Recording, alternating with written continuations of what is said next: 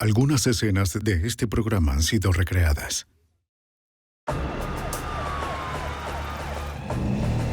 En Memphis, Tennessee, un crimen horrible aterrorizó a sus residentes. Muchos no escucharon los gritos de la joven madre, pero sintieron su pérdida. Las autoridades locales, en su búsqueda del criminal, encontraron personas que tenían motivos.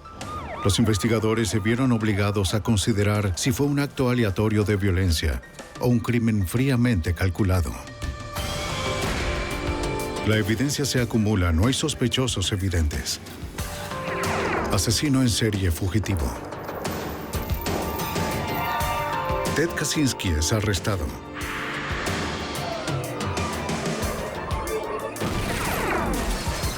Fugitivo a un prófugo.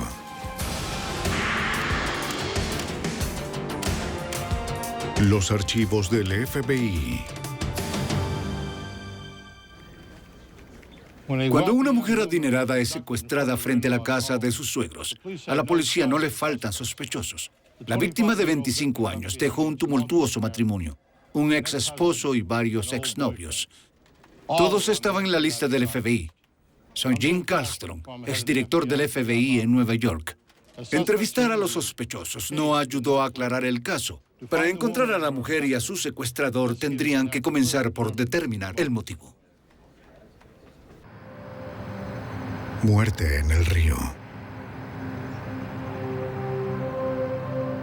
El condado de Tunica, Mississippi, al sur de Memphis, Tennessee, es el tercer destino más grande de los Estados Unidos para las apuestas.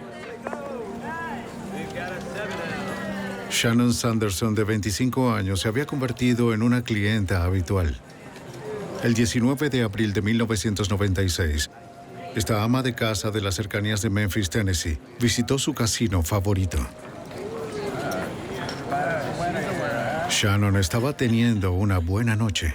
Se las arregló para convertir $500 en 5,000 en la mesa de apuestas de blackjack. A las 3:30 de la mañana se retiró y se dirigió a casa. Claro. Seguridad. Cuando los jugadores ganan en grande, la mayoría de los casinos ofrecen una escolta para proteger a los clientes de ser robados. Este casino no era la excepción. Hola, ¿cómo estás? A petición de Shannon, un guardia la acompañó hasta el estacionamiento. Muy fantástico, muchas gracias. La casa de Shannon en Memphis estaba a 1 hora en auto por vías aisladas. Ella conocía bien la ruta. Le encantaba ganar, pero también podía perder.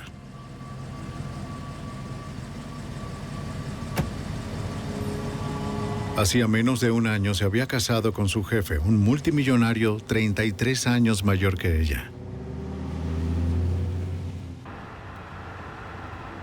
Más temprano esa noche dejó a sus 3 hijos de su matrimonio anterior en casa de sus abuelos al noreste de Memphis. Eran casi las 4:45 de la mañana, cuando Shannon se detuvo en la entrada de la casa para recoger a sus hijos. Tenía que llevarlos a la escuela por la mañana.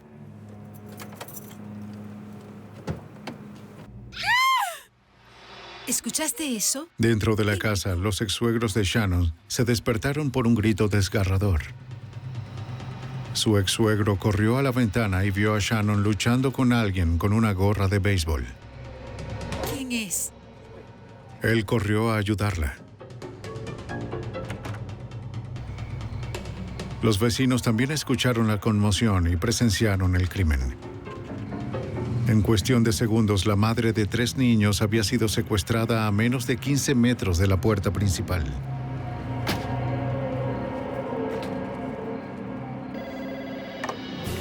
El angustiado abuelo llamó al 911.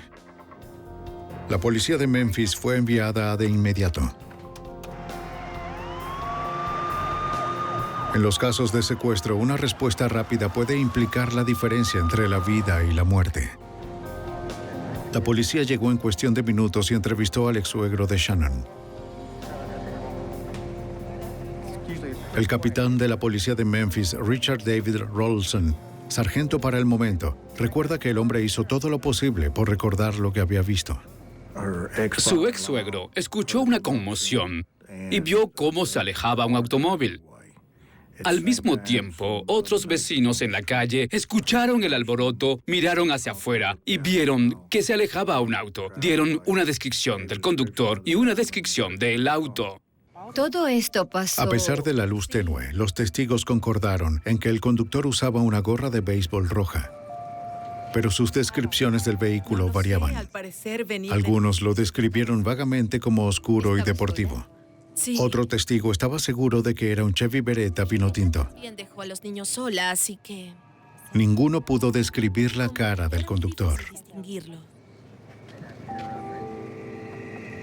En la entrada cerca de la calle, la policía encontró 2 botones de metal que al parecer fueron arrancados de la ropa de Shannon.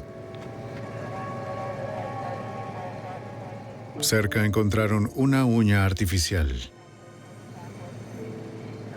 El auto de la víctima fue registrado, pero la policía no encontró nada que sugiriera la identidad del secuestrador o el paradero de Shannon.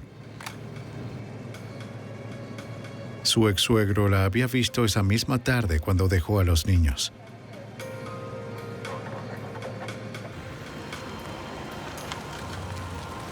Él y su esposa habían acordado cuidar a sus nietos mientras Shannon celebraba el cumpleaños de su nuevo esposo en el casino. De nuevo.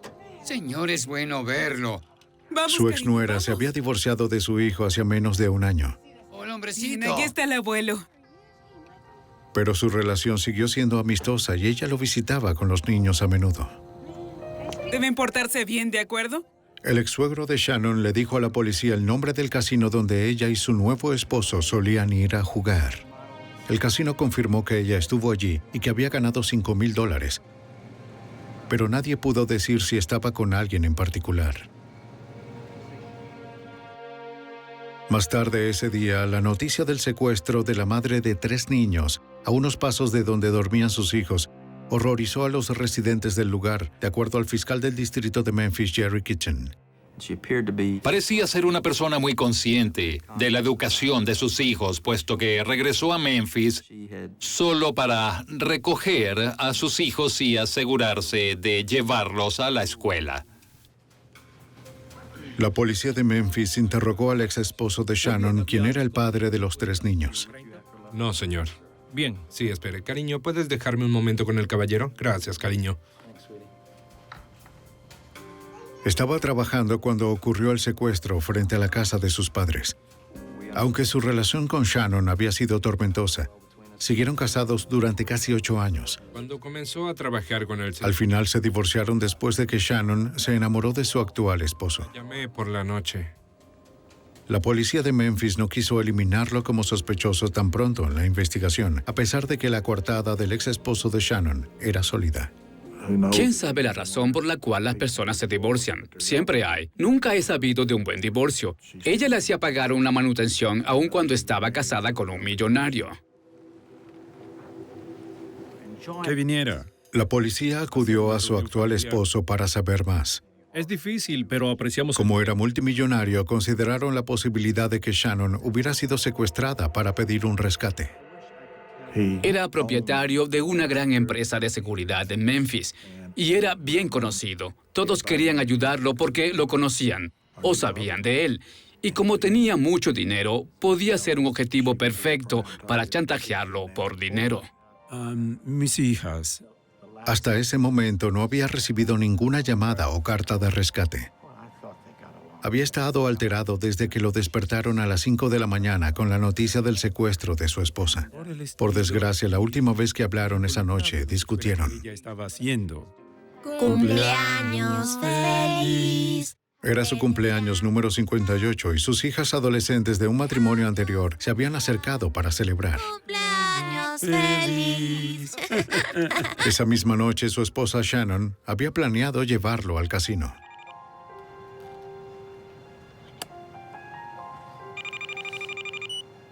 ¿Hola? Hola, cariño, ya estoy Después de en camino. dejar a sus hijos, ella lo llamó para avisarle que estaba camino a recogerlo. Lo sé. Él le dijo que no estaba listo. Sus hijas estaban allí y él quería pasar más tiempo con ellas antes de salir. No, Shannon se enojó. no nos Según su llevamos esposo, bien. ella sentía que estaba poniendo a sus hijas por delante de sus planes. Él le dijo que podía estar listo en media hora, pero ella colgó. ¿Hola? Él esperaba que ella se tranquilizara y lo recogiera. ¿Qué fue todo eso? Ella... Pero cuando intentó llamar más tarde, ella no respondió. Nuestra diferencia de Pensamos que edades es tú- mucha. Escucha. La policía le preguntó si conocía a alguien que quisiera hacerle daño a Shannon. Lo último que dije, ella respondió fue... El esposo mencionó a un exnovio contra quien Shannon había presentado cargos por acoso el año anterior. Creía que ese exnovio conducía un Chevy Beretta. En la sede, la policía consultó en el sistema, pero no encontró registros de que su exnovio o alguno de sus familiares fueran dueños de un Beretta. Una verificación de antecedentes penales confirmó que un juez le había ordenado a su examante que no tuviera contacto alguno con Shannon durante el año anterior. Los investigadores fueron a interrogar al exnovio de Shannon, pero él no estaba en casa y se había presentado al trabajo. Hola, ¿está tu hermano aquí? Su hermana vivía en el mismo vecindario a pocas cuadras de donde habían secuestrado a Shannon. Salí y pude ver un auto. No sé dónde podría estar. Informó que había visto un auto sospechoso pasar por su casa la noche del crimen. Decirle. Estaba en el porche a la hora del secuestro cuando un Chevy Beretta vino tinto salía deprisa del vecindario. Declaró que no reconoció al conductor al momento, pero cuando vio una foto del esposo de Shannon en un noticiero, pudo estar segura de que era él. Creo que vi un Chevy Beretta. Ese es el que me pareció ver. Aunque la policía de Memphis primero consideró que Shannon había sido secuestrada para cobrar un rescate, ahora estaban considerando otra posibilidad. También surgió esa duda en nuestra mente, dado que estaba casada con una persona adinerada que era mucho mayor que ella, que podía haberle pasado algo como para deshacerse de ella. Simplemente no lo sabíamos, así que intentamos cubrir todos los ángulos posibles. La policía de Memphis le pidió al esposo de Shannon que hiciera una declaración La formal. razón por la que les pedimos que vinieran Con su aquí abogado es- presente, les contó a los detectives sobre su relación con Shannon. Funciona en muchos casos, pero en este... La policía sabía que él había conocido a Shannon cuando aún estaba casada y trabajaba en su compañía de seguridad. Ella trabajó para él, pero pronto su relación se volvió más personal. El romance llevó al matrimonio, pero la magia no duró mucho. Nada más que debas considerar. 9 meses después negociaron un acuerdo postnupcial con los términos en caso de que hubiera una separación. Ambos venían de matrimonios que terminaron en divorcio y Shannon quería sentirse segura de que tendría la custodia de sus hijos. Lo registraron apenas 10 días antes del secuestro de Shannon. Me siento capacitado como para volver. El esposo de Shannon insistió en que fue su esposa quien quiso el acuerdo. Afirmó que el dinero no era el problema, pues tenían cuentas bancarias separadas. Se da cuenta de que al negarse... Cuando la policía lo planteó, el esposo accedió a reforzar su declaración con un polígrafo. Concertar la cita. Bien. Para cubrir todas las posibilidades, la policía verificó morgues locales, cárceles y hospitales. Pero después de una semana, los investigadores no tenían pistas sólidas sobre el paradero de Shannon. La policía de Memphis recibió decenas de llamadas de residentes locales. Muchas eran bien intencionadas, pero improductivas. ¿Cuál es su nombre? Todo tenía que ser verificado. Gracias por llamar. Una fue de una mujer llamada Sharon Powers, en la cercana Clarksdale, Mississippi, a casi 130 kilómetros al sur de Memphis. El secuestro se reseñó en el periódico y en las noticias y se dio una descripción del auto. Ella contactó al departamento de policía de Memphis porque pensaba que su esposo tal vez estaría involucrado debido a la descripción del auto. Le indicó a la policía de Mississippi que creía que su esposo Lee podría encajar en la descripción del sospechoso. El día siguiente al reporte del crimen se puso una gorra roja y salió de la ciudad en su Chevy Beretta rojo para ver a su madre. Es para mí, pero no... La mujer dijo que ella y su esposo habían peleado. Vi unas manchas de sangre. La policía le pidió que los llamara cuando él regresara. Me preocupo. no eran muy optimistas. Creo que el hombre que... Su reseña parecía una disputa doméstica no relacionada con el crimen. El 3 de mayo de 1996, la policía respondió a otra llamada de un ciudadano preocupado que intentaba ayudar.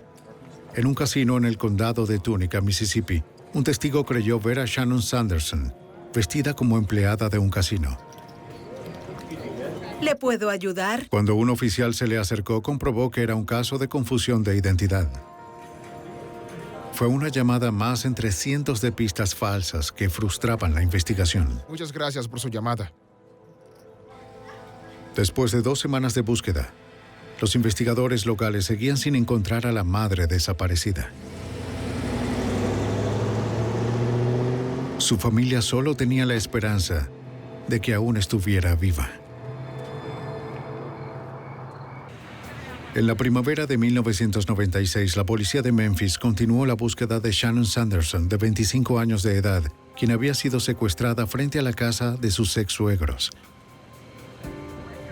Los investigadores interrogaron a su esposo, a sus ex-amantes y a los residentes del área, pero ninguno dio pistas sobre su paradero. En una investigación, las autoridades eliminan primero a las personas más cercanas a la víctima. Tras más de 2 semanas de búsqueda, el capitán de la policía de Memphis, Richard David Rolson, temía que el tiempo se les agotaba. Dadas sus anteriores relaciones, no sabíamos lo que pasó. Y a medida que pasaban los días, las esperanzas de encontrarla viva eran cada vez menores. El 6 de mayo, el exnovio de Shannon acudió a un interrogatorio. Acababa de cumplir 1 año de libertad condicional por cargos de acoso contra Shannon. Dijo que dormía en casa de su madre para el momento del secuestro. Según el exnovio, evitó a Shannon según lo impuesto por la ley, pero Shannon siguió llamándolo, alegando que no era feliz en su nuevo matrimonio. Agregó que tenía que hablar con su abogado antes de aceptar una prueba del polígrafo. Hago inventarios y... Él seguía siendo un potencial sospechoso. Pero al igual que con el esposo de Shannon, no existían pruebas sólidas para probar ni refutar su participación.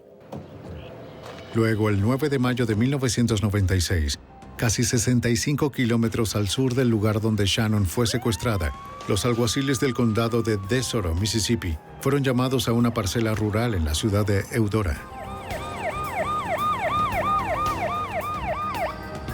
2 personas inspeccionaban su nueva propiedad cuando notaron un olor muy fuerte.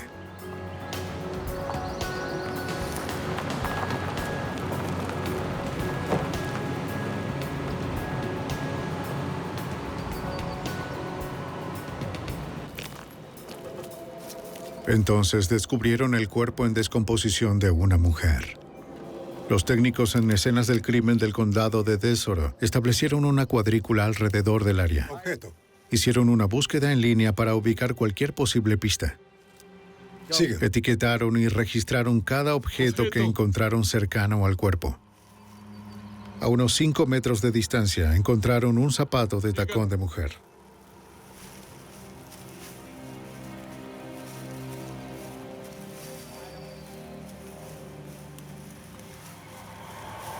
Más cerca del cuerpo marcaron la ubicación de otro. Los alguaciles de DeSoto revisaron sus registros, pero no tenían reportes de mujeres desaparecidas del área. Ampliaron su búsqueda a otras áreas y ciudades más grandes de la región. Cuando contactaron a las autoridades de Memphis, la policía les dijo que una madre joven de 25 años, llamada Shannon Sanderson, estaba desaparecida hacía más de 2 semanas. Los oficiales de DeSoto supieron que era rubia de 1,65 m y 59 kilos. Tenía un tatuaje pequeño y fue vista por última vez con un vestido, zapatos altos, chaqueta con botones de metal y uñas falsas color rosa. Se ve bien por el momento. Esa descripción coincidía con el cuerpo, pero requerían una autopsia para confirmar su identidad y la causa de su muerte. El médico forense determinó que la víctima había sido asesinada por una bala calibre .25 en la sien derecha. ¿Vas a clasificarla? Sí, señor. Fecha y hora. La ropa de la víctima le fue retirada y se reservó para buscar evidencias que pudieran conducir al asesino. El cuerpo, con data de muerte de 2 a 3 semanas, estaba muy descompuesto como para reconocerlo, pero en su pecho los forenses encontraron un tatuaje pequeño que aún era visible. Decía: "Te amo, Robert". Shannon Sanderson tenía un tatuaje así. El médico forense comparó sus registros dentales con las radiografías del cuerpo y confirmaron su identidad. Confirman que... Era el cuerpo de Shannon Sanderson. De forma oficial, el secuestro ya era un homicidio. En Memphis se llamó al fiscal adjunto de distrito Jerry Kitchen. Su primera tarea sería reducir la lista de sospechosos que la policía había elaborado en las 3 últimas semanas. Aquí en Memphis es inusual que tengamos casos de homicidios que consideremos misteriosos en los que alguien no se considere como sospechoso o que fue arrestado poco después del incidente, pero este caso particular fue un homicidio misterioso, con muchos sospechosos que, en cierta medida, parecían involucrados en el secuestro y asesinato de la víctima. El asistente del fiscal de distrito primero llamó a la Oficina de Investigación de Tennessee para que realizara pruebas de polígrafo y tratar de eliminar sospechosos potenciales. También contactó al FBI, ya que el cuerpo de Shannon fue encontrado pasando la frontera del estado de Tennessee. La agente especial supervisora Jennifer Aiken, de la oficina de campo del FBI en Memphis, fue asignada al caso. Sintieron que necesitaban algunos recursos adicionales. Era un caso complicado. Cruzaba las jurisdicciones y querían que el FBI fuera parte del equipo que trabajaba para encontrar una solución, porque no fue un caso fácil. Las autoridades de Memphis esperaban que la experiencia de la agente Aiken ayudara a desentrañar las complejidades del caso.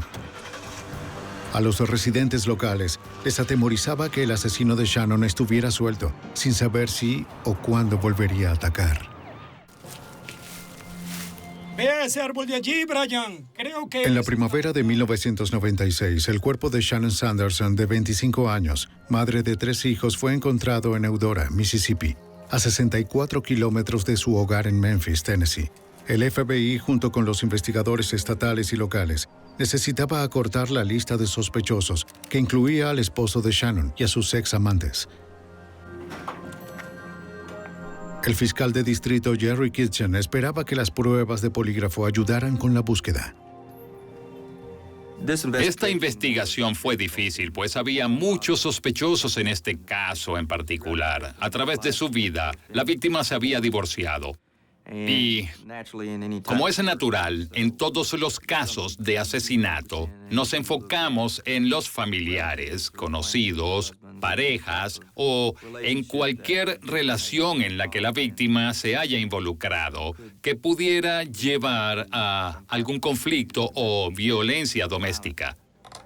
Las autoridades del estado de Tennessee les hicieron pruebas a algunos examantes de Shannon. Les preguntaron sobre su paradero la noche del secuestro. Les preguntaron si habían secuestrado o matado a Shannon. Todos negaron cualquier implicación. Las pruebas no revelaron nada sospechoso. Los investigadores corroboraron sus coartadas y los eliminaron como sospechosos potenciales. Debes responder con la verdad. Si retienes cualquier información... También examinaron a la testigo que afirmó haber visto al esposo de Shannon conduciendo un Chevy Beretta vino tinto en el vecindario momentos antes de ocurrir el secuestro. Era el tipo de vehículo que otros testigos habían descrito como el mismo en el que Shannon fue raptada, pero resultó no confiable.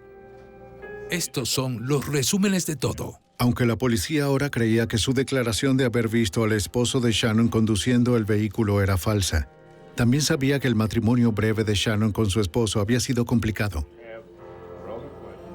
Querían confirmar de una vez por todas que él no estaba involucrado de ninguna forma. Esta pregunta sobre la honestidad y de lo que es Este crimen ocurrió a las 4 de la mañana. El esposo de la víctima había dicho que dormía y que no había nadie más con él. Así que, en realidad, no tenía una coartada, y eso era algo que complicaba todo el caso, porque no teníamos forma de corroborar dónde estaba ni qué estaba haciendo, aparte de creer lo que nos decía. Los investigadores contactaron al esposo de Shannon para examinarlo con el polígrafo. Sí, señor. Aun cuando antes había aceptado hacerlo, ahora se negó. ¿Saben qué significaba declinar? La medicina para el corazón que tomaba podía arrojar lecturas falsas según su abogado. ¿Cómo se siente? Para el capitán Rolson, su negativa no reducía las sospechas que lo rodeaban. Pues bien.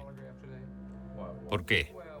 No sabíamos si tuvo o no algo que ver con el crimen, o por qué no quería cooperar. Y si para un detective de homicidios eres sospechoso, pues eso solo lo hacía más sospechoso.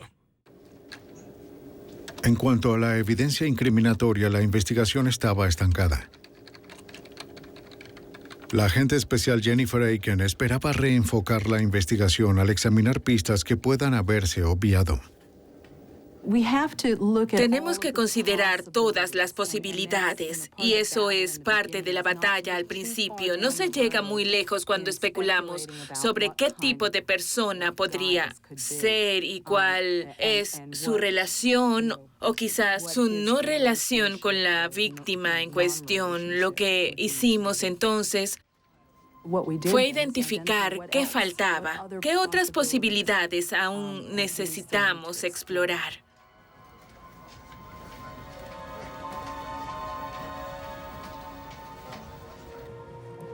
Una posibilidad, aunque no prometedora, era Shannon Powers, quien informó que su esposo podría coincidir con la descripción imprecisa del sospechoso.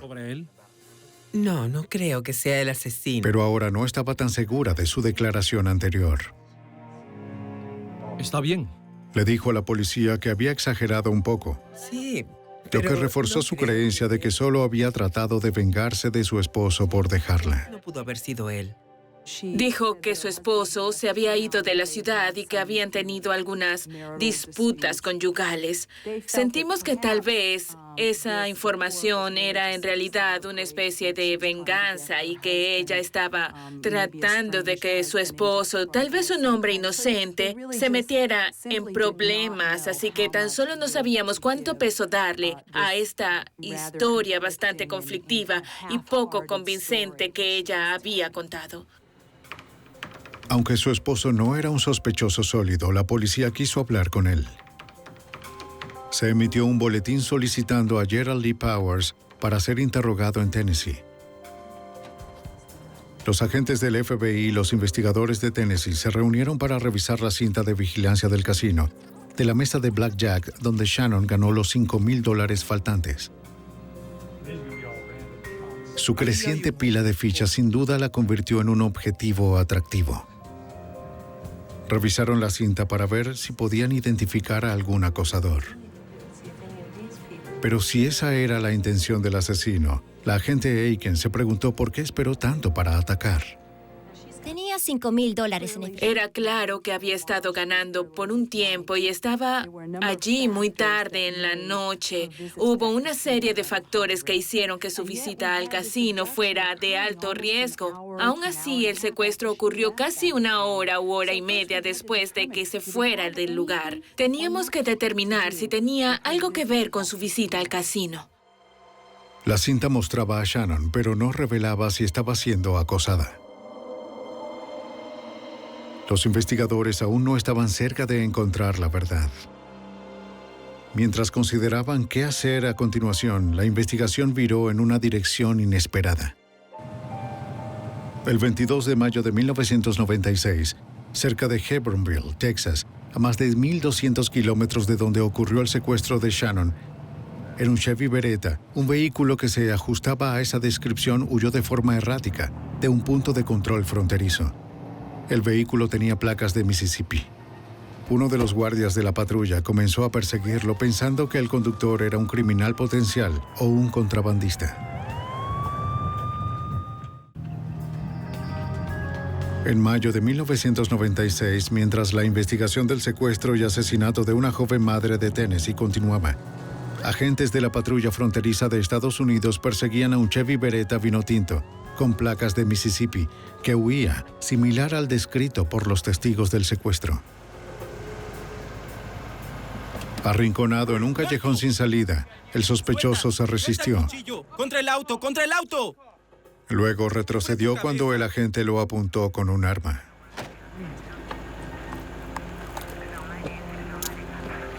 Dame tu mano, dame tu otra mano.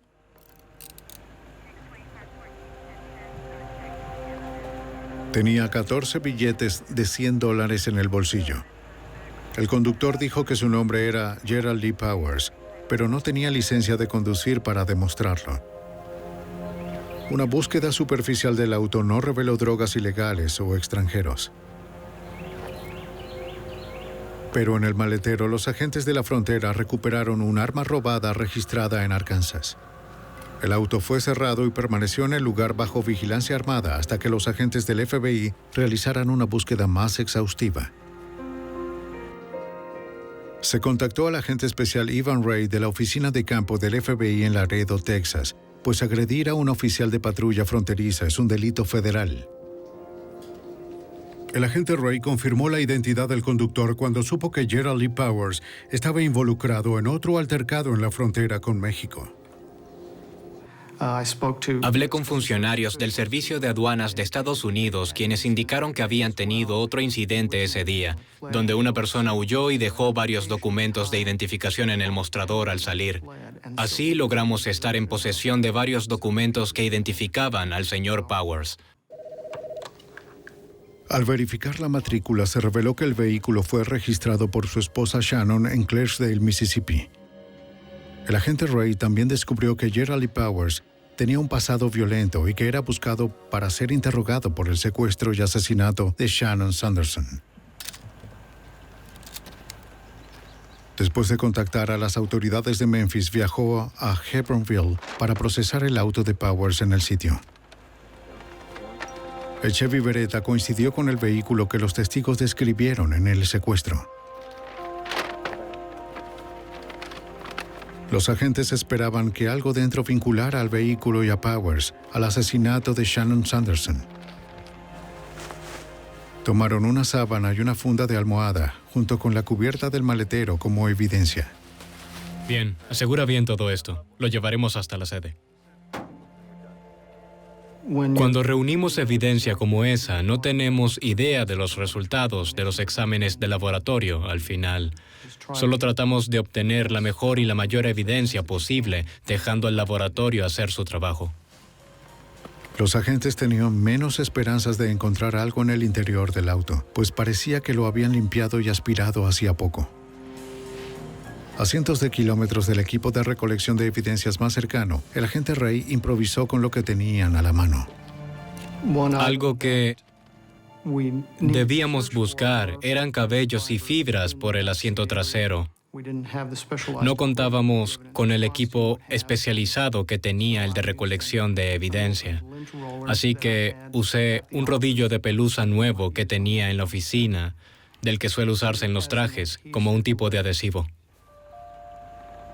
Un tanto oculta por el asiento delantero, el agente encontró una uña artificial color rosa en el piso. Era similar a las que la víctima usaba al momento de su secuestro. El fiscal de Memphis, Jerry Kitchen, pensó que esta podría ser la pista que situaría a Shannon Sanderson en el auto de Powers.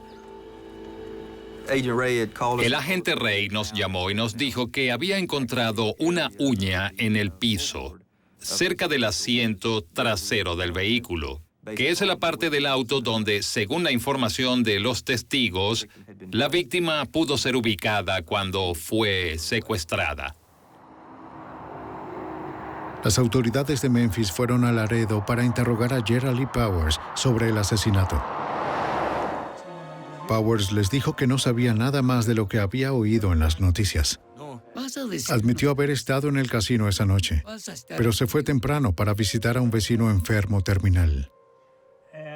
Mientras seguía la entrevista, los investigadores hablaron con el vecino en Clarksdale, Mississippi, quien negó que Powers estuviera allí en ese momento.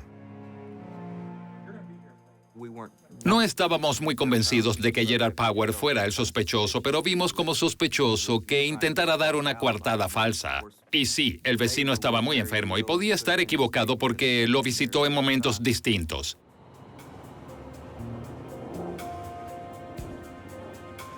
Los investigadores esperaban que la esposa de Powers, Sharon, pudiera corroborar lo que dijo el vecino. Al inicio le dijo a la policía que su esposo se ajustaba a la descripción del sospechoso que testigos vieron durante el secuestro, un hombre que llevaba una gorra de béisbol roja. Ahora agregó que él iba con frecuencia al casino donde la víctima pasó su última noche. Pero no sabía si había visitado a su vecino esa noche, y negó que su esposo tuviera algo que ver con el secuestro y asesinato de Shannon Sanderson. ¿Le trataban bien? Ah, sí. Los investigadores temían estar perdiendo el tiempo. Pero la agente especial del FBI, Jennifer Aiken, no estaba tan segura. Sentimos su ambivalencia. Sabíamos que, como se presentó con una historia poco convincente, sabíamos que se había presentado por otra razón y que habían cosas que debía contar. Segundos después, Gerald Lee... La agente Aiken se dio cuenta de que debía invertir mucho tiempo para desarrollar la confianza de Sharon Powers. Mientras el diálogo con la mujer seguía por semanas, el FBI contactó a Tom Scott, director de vigilancia del casino donde la víctima estuvo apostando antes de su secuestro. Se le pidió que confirmara si Gerald Lee Powers fue registrado esa noche en alguna de las 600 cámaras del casino de más de 8.500 metros cuadrados. Jennifer Aiken, del FBI, nos dio una descripción básica de lo que el sospechoso tal vez usó la noche en cuestión. Y la tomamos como una descripción general, desde el color de zapatos, a pantalones vaqueros, tipo de chaqueta y quizás una gorra. Cualquier día puede haber entre 3.000 y 10.000 personas dentro del casino. Scott y su equipo revisaron cientos de horas de grabación buscando a un hombre con una gorra de béisbol roja y una camiseta amarilla. Su punto principal era la mesa de blackjack donde Shannon pasó gran parte de la noche. Si el sospechoso solo está en un lugar, es más sencillo. Pero un casino es un lugar muy entretenido y todos deambulan por ahí, yendo de una tragamoneda a otra, a los restaurantes o a los juegos de mesa. No pudimos localizar al individuo. Los investigadores acudieron a Sharon Powers para obtener más detalles sobre las actividades de su esposo esa noche. Hicieron lo posible para que se sintiera cómoda. Uno de sus vecinos, oficial de policía, le brindó tranquilidad y apoyo. Era una mujer dividida entre su empatía por la víctima y sus sentimientos hacia su esposo. Lo amo. Ella amaba a este hombre. Creo que fue difícil para Shannon aceptar el hecho de que la víctima era la madre de 3 niños pequeños. Ella misma era madre de 3 hijos y estaba muy relacionada con la víctima. Dijo que le disparó. Poco a poco, Sharon Powers luchó con su conflicto interno. Dijo que la llevó en el auto. Comenzó a abrirse revelando cómo era su vida hogareña con su esposo Gerald Lee Powers. Dijo que él controlaba todo en la casa. Sus 3 hijos de matrimonios anteriores le temían. Sharon admitió que ella también. Mantenía una campana en su silla. Cuando la agitaba, Sharon acudía corriendo. A pesar de su carácter controlador, sus sentimientos hacia él eran profundos. Esta es una mujer que de verdad vivió bajo el control de Gerald Lee Powers durante varios años. Creo que para entonces habían estado casados por 4 o 5 años y a ella, no quiero decir que le gustara esa vida, pero estaba acostumbrada a eso le era natural. Para ella no era algo factible romper con él o serle desleal. A pesar de su miedo, Sharon continuó abriéndose a los investigadores. El 19 de abril, el día en que secuestraron a Shannon Sanderson, Gerald llegó nervioso a su casa. levántate y siéntate. Bueno, Sharon estaba enojada porque pensó que él había pasado la noche con otra mujer. No te preocupes por eso. Notó sangre en su camisa y un corte en su brazo. eso es... ¡Sangre! Él le dijo que se había caído en un casino al que había ido. ¿Bien para ti? ¿Recuerdas de qué color era la camisa? Sharon no creyó lo que dijo, pero no lo presionó. Para el momento, Sharon y su esposo se negaron a decir nada más sobre el caso. Sin algo más contundente, el fiscal Jerry Kitchen no podía presentar cargos contra Gerald Lee Powers. Aún no teníamos nada tangible que indicara que estaba involucrado con el crimen, y creo que solo era el instinto lo que nos indicaba que él era nuestro hombre, pero en ese momento aún no teníamos los resultados del laboratorio. Los investigadores esperaban que el FBI reforzara su corazonada de que Gerald Lee Powers era el responsable de dejar a los hijos de Shannon Sanderson sin su madre. En el verano de 1996, luego de que Gerald Lee Powers fuera acusado de agredir a un oficial de la patrulla fronteriza en Texas, los investigadores del FBI y de Memphis sospechaban que él también era el responsable del asesinato de una madre de 25 años. Pero al carecer de pruebas físicas, el fiscal de Memphis, Jerry Kitchen, no podía acusar a Powers por su participación o saber con certeza si uno de los ex amantes de la víctima lo contrató para cometer el crimen. Siempre existió la posibilidad, por la forma en que fue asesinada y la manera en que fue secuestrada, de que no fue solo algo al azar, sino que había sido planeado. Todos los demás sospechosos parecían tener un motivo o razones emocionales posibles por las que podían quererla muerta, como celos, ira u otros factores. Los investigadores esperaban que la esposa del sospechoso, Sharon Powers, les contara más.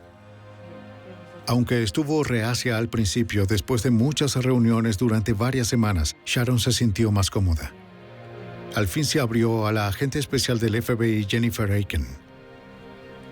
Cuando al fin contó la historia en su totalidad, lo que oímos fue una verdadera historia escalofriante de su acoso hacia la víctima que terminó en su secuestro. Luego la llevó a esta zona rural donde no solo le robó los $5,000 que ganó esa noche, sino también las joyas que llevaba puestas. La historia de Sharon era sólida, pero sin pruebas que la corroboraran no sería suficiente para condenar o siquiera acusar a Gerald Lee Powers por asesinato. Tratando de ayudar, les dijo a los investigadores que su esposo había tirado el arma homicida, una pistola, en un canal abandonado cerca del casino en Mississippi. El capitán de la policía de Memphis, Richard Rawlson, acompañó a los buzos locales para buscar la pistola. Los buzos de la oficina del alguacil se sumergieron en el agua y barrieron la zona de forma exhaustiva, buscando la pistola. Nunca la encontramos. Entonces la señora Powers nos dijo que la había arrojado a un río que estaba a unos 90 metros de distancia. La corriente de esa parte del río Mississippi era muy rápida para que alguien pudiera bucear. Eso dejó a los investigadores con más dudas y sin la certeza de que Sharon Powers les hubiera dicho la verdad. La esposa del sospechoso también les contó sobre una conductora de un autobús escolar de Mississippi, que al parecer había visto a su esposo cerca de donde arrojó el cuerpo de Shannon. ¿Quién era el conductor? No. La policía localizó a la conductora, quien confirmó la historia de Shannon. A las 7 de la mañana, cerca de 2 horas luego de que secuestraron a Shannon Sanderson, la mujer vio a un Chevy Beretta color vino tinto que retrocedía por el camino de tierra de la propiedad donde después se encontró el cuerpo de la víctima. La conductora del autobús lo recordaba porque esa propiedad había estado vacía durante mucho tiempo, pero no pudo distinguir ni a la persona ni la placa. Pude verlo, pero sí noté el auto. Buscando más pistas como evidencia, los investigadores recurrieron a Tom Scott, director de vigilancia del casino. Esta vez, Sharon Powers les indicó un lugar donde podían buscar a su esposo dentro de los 8,000 metros cuadrados. Hicimos una recreación y recorrimos las áreas por donde pensamos que habría pasado el sospechoso de haber sido él. Seleccionamos algunos videos. Al final pudimos identificar al sospechoso a partir de sus zapatos, parado en un área particular del casino. Revisamos otro grupo de imágenes que conectaban con esos zapatos. Por último, hicimos coincidir unas piernas con los zapatos y pudimos identificar a una persona en una toma lejana, caminando por el casino, observando a la víctima desde unos escalones. Luego conectamos más tomas y seguimos al sospechoso por una escalera mecánica, pasando por delante de la mesa donde la víctima estaba jugando, y lo seguimos hasta la puerta principal en otra cinta de video. El video fue convincente y confirmó que Gerald Lee Powers estuvo en el casino esa noche, pero no probaba que hubiera secuestrado o asesinado a Shannon Sanderson. Esperando obtener evidencia física que conectara a Powers con la víctima, los investigadores buscaron detrás de una taberna en Mississippi donde la esposa de Powers afirmó que él había enterrado las joyas de la víctima. El sospechoso le dijo que las envolvió en papel de aluminio, debajo de un sofá en la parte de atrás. Tal como lo describió la señora Powers, los investigadores localizaron un pequeño bulto de papel de aluminio. En el interior encontraron una envoltura de plástico color rosa con anillos que pertenecían a Shannon, según su esposo. Ahora tenían que demostrar a nivel forense que Gerald Lee Powers había sido quien los envolvió. Los investigadores fueron a la casa de Powers para buscar la fuente de ese papel. En la cocina encontraron un rollo de envoltura rosa. Enviaron el rollo junto con los anillos empaquetados al laboratorio para su comparación. Mientras esperaban los resultados, los investigadores centraron su atención en la uña artificial rosa, encontrada en el auto de Powers después de ser arrestado en Texas. Según las fotos de la autopsia, los investigadores observaron que faltaban al menos 2 uñas en la mano de la víctima. Si la del auto coincidía con las restantes en su mano, se probaría que Shannon estuvo en el auto de Powers esa noche. Pero había un problema. Shannon ya había sido enterrada y su esposo estaba en contra de exhumar sus restos. Ella ya había sido enterrada, así que tuvimos una audiencia en el tribunal para desenterrarla y tener la posibilidad de examinar sus uñas y confirmar si en realidad pertenecían a ella o no. Contra la voluntad de su esposo, el juez ordenó la exhumación del cuerpo. A principios de julio, 3 meses después del asesinato, los investigadores recuperaron el cuerpo de Shannon Sanderson. Sus uñas artificiales restantes fueron retiradas y enviadas al laboratorio para compararlas con las otras. Los resultados fueron negativos. La uña encontrada en el auto no era de ella. Los investigadores esperaban que las otras pruebas en el laboratorio del FBI en Washington, D.C. dieran resultados más prometedores. Dentro del envoltorio de papel de aluminio recuperado en Mississippi, los examinadores retiraron la cubierta de plástico rosa enrollada alrededor de algunos anillos. El FBI debía conectar de forma física esas joyas con Gerald Lee Powers. Para ello compararon el plástico en el que fueron envueltas con el trozo que encontraron en su casa. El agente del FBI que lo examinó indicó que no era la pieza exacta que fue desprendida, pero que coincidía de forma exacta con ese rollo en cuanto a los polímeros, el tinte y todo eso, y se demostraba que esa fue la fuente de donde provino el plástico en el que fueron envueltos los anillos de la víctima. Esa fue la primera prueba forense que vinculó a Powers con la víctima. Pero el caso aún no estaba resuelto. Una prueba más contundente provino de una de las fibras que se encontraron dentro del ahora inmaculado auto de Powers. Teníamos la fibra de un vestido, la cual se encontró en el vehículo que él conducía esa noche y que coincidía con la fibra del vestido que llevaba la víctima, y eso también fue muy significativo. Las autoridades estaban convencidas de que Gerald Lee Powers había asesinado a Shannon Sanderson, pero no estaban seguros de que hubiera actuado solo. Pensaban que era posible que alguien de su pasado tuviera un motivo para querer a Shannon muerta. El fiscal de Memphis, Jerry Kitchen, decidió confirmarlo con el propio Powers. Así que fuimos a Laredo para entrevistar al acusado antes de imputarlo por este asesinato, y existía la posibilidad, si cooperaba y podía demostrarnos que alguien más estaba involucrado, de que desistiéramos de buscar la pena de muerte.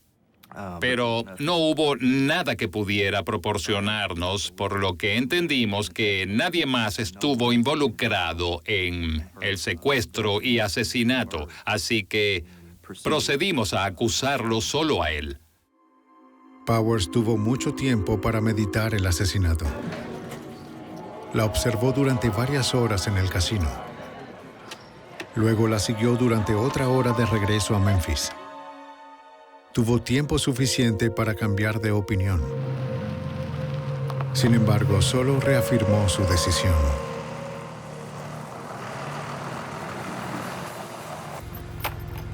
Secuestró a la madre de 3 hijos, la robó y luego le disparó a quemarropa. ¡Vamos, vamos! ¡Apresúrate! ¡Entra allí! El Tribunal Penal de Tennessee no se tomó mucho tiempo para decidir el destino de Powers.